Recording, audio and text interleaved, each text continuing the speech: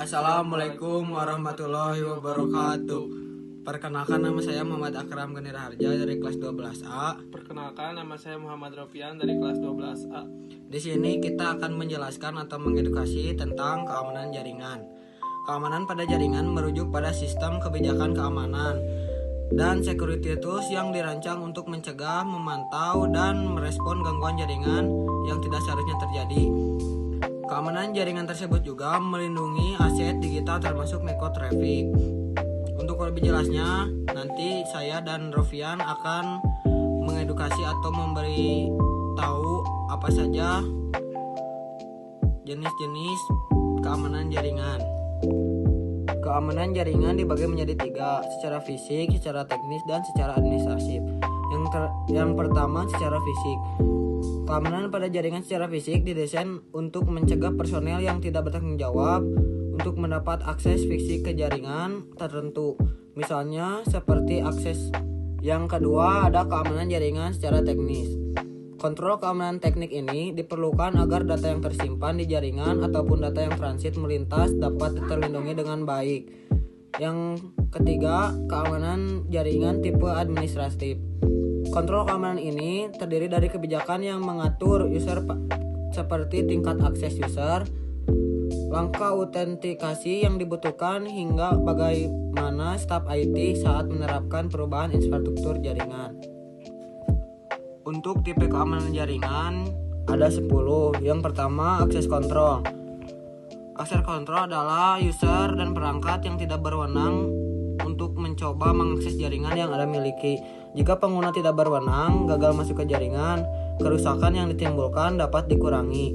Akses kontrol juga memungkinkan penggunaan meningkatkan perlindungan ke jaringan, membatasi akses pengguna. Contohnya, Anda dapat memberi administrator akses penuh jaringan tapi menolak akses ke folder tertentu. Yang kedua, ada anti-malware software. Perangkat lunak anti-malware maupun antivirus juga dapat melindungi perusahaan dari beragam malicious software. Contohnya seperti ransomware, trojan, worm, hingga virus biasa. Pakailah anti-malware yang terus memindai dan melacak file di jaringan secara otomatis. Yang ketiga, ada application security. Aplikasi yang tidak didapatkan secara resmi kerap kali digunakan hacker mengakses jaringan pribadi. Dengan menggunakan sistem keamanan pada aplikasi, Anda dapat melindungi aplikasi apapun yang ada kaitannya dengan keamanan pada jaringan yang sedang digunakan. Yang keempat, ada behavioral analytic, atau Anda cukup mengetahui perilaku jaringan normal supaya mudah mengidentifikasi anomali pada jaringan. Network Anomaly Detection Engine memungkinkan pengguna menganalisa jaringan, sehingga saat ada pelanggaran, pengguna dapat menerima notifikasi. Yang kelima, ada data loss prevention. Manusia atau merupakan rantai terdepan sistem keamanan jaringan. Oleh karena itu, Anda harus memakai data loss prevention tools supaya data sensitif tidak hilang, diakses oleh pengguna, tidak bertanggung jawab, ataupun disalahgunakan pihak tertentu.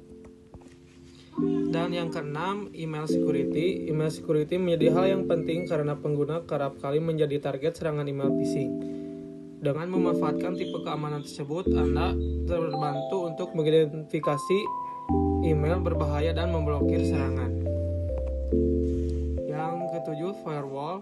Firewall menjadi penghalang antara jaringan eksternal yang tidak terpercaya dan jaringan internal yang Anda digunakan. Administrator umumnya melakukan konfigurasi aturan yang ditentukan untuk blokir ataupun mengizinkan lalu lintas jaringan tertentu. Dan yang kedelapan, intrusion prevention system. Ini adalah sistem keamanan yang juga disebut intrusion detection. Fungsinya untuk memindai dan melakukan analisa lalu lintas ataupun paket jaringan, sehingga beragam jenis serangan dapat diidentifikasi gampang oleh sistem. Yang kesembilan, virtual private network. Alat yang digunakan untuk mengautentifikasi komunikasi antara jaringan dan perangkat. VPN bekerja dengan menciptakan terowongan transkripsi yang aman supaya perangkat dapat terhubung dengan jaringan internet.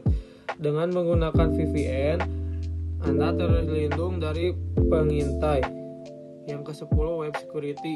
Web security adalah langkah keamanan yang dibutuhkan agar pengguna dapat memastikan penggunaan website yang aman ketika membantu untuk mencegah serangan website yang memakai browser sebagai titik akses masuknya jaringan.